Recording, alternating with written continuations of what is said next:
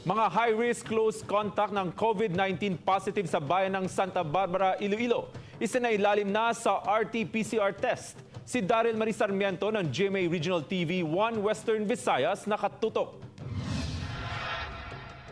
Anom ka mga ginakabig high-risk close contact ni Western Visayas patient 336 o kunsang 52 anyos nga residente sang barangay Bulong Oeste, Santa Barbara, Iloilo, agin paidalam na sa RT-PCR test. Nalakip diri ang iya asawa, 3 ka mga kabataan, kabulig sa balay, kag banas ang iya kabulig. Naka-lockdown naman ang 3 ka mga balay sa barangay Zone 4 kung sa diin nagaistar ang kabulig sang pasyente.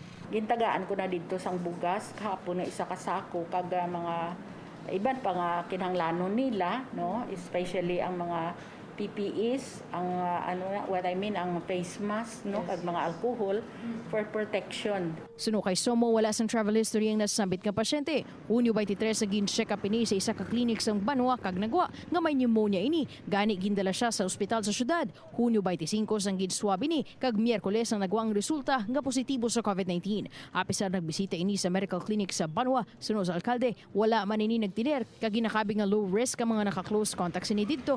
Gani padayon ng operasyon sa klinik.